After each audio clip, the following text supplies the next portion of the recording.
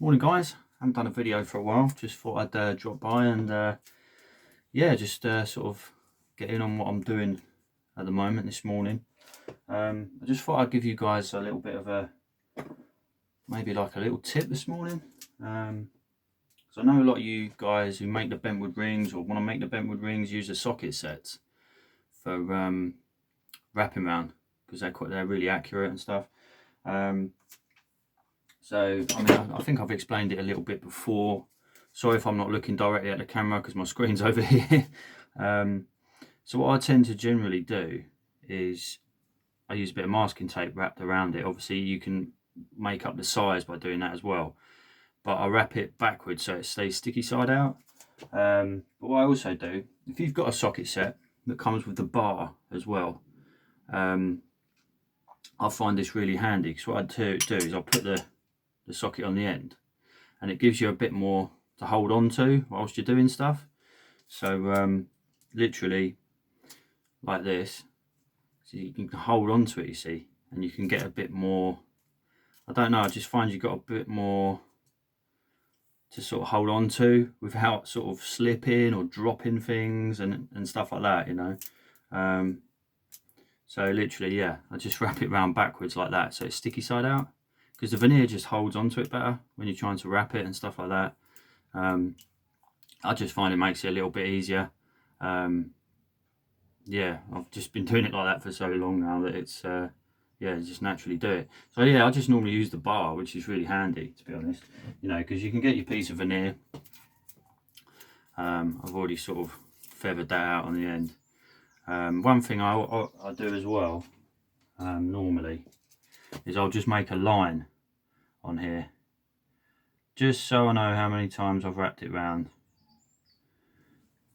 Okay, so because obviously you don't want to over wrap it because then you get like a big lump in it. Let's just move this down a minute. Alright, so yeah, so you can literally start that. I started probably about, I don't know, 5mm over that line and then just start wrapping it around. But you see what I mean, you've got something to hold on to whilst you're wrapping it around, and it just makes it, I find it makes it so much easier to just to do it, really.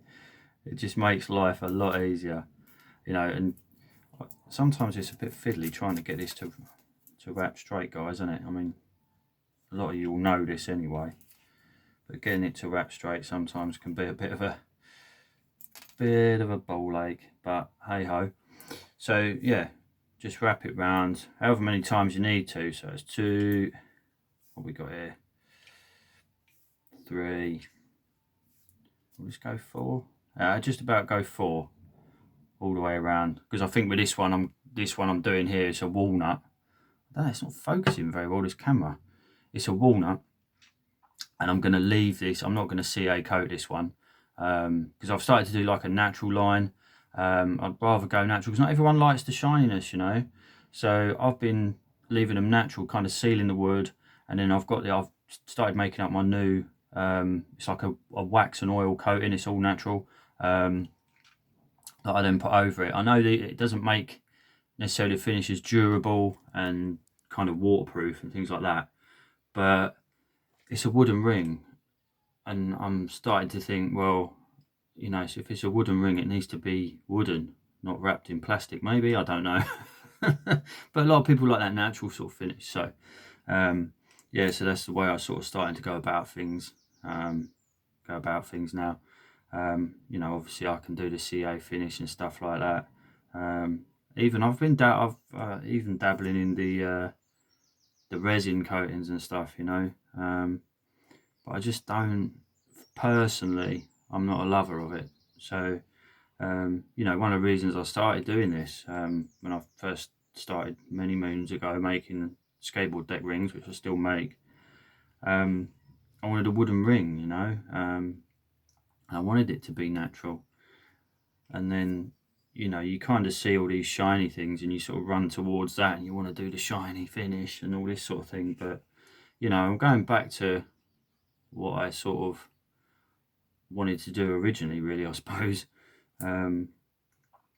Yeah, so, you know, just go with whatever you feel, guys, you know. But as I say, that is such a help that bar, it just makes a big difference, in all honesty, from a practicality point of view.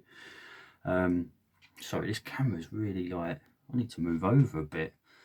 See, I do a lot of my work out here. This is my little room here with all my stuff. I do a lot of my work out here and everything, so it's quite a nice room because it's got like a window here, but then I've also got a window there as well. So I've got a lot of nice light coming through, so I can see what I'm doing. But yeah, that's just a little tip for today. I hope that's been helpful to someone.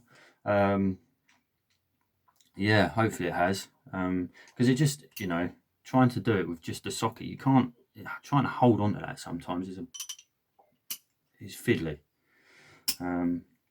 So yeah, the metal bar. So I'm going to crack on doing this one right now, just because I fancied doing this one today, really. Just fancied making a plain walnut, just seeing how it comes out. I might even post a picture of it at the end of the video, possibly. If not, then I mean, you all know what a walnut looks like. Can't really see it from there, but and see it all finished up with the waxed and oiled finish to it.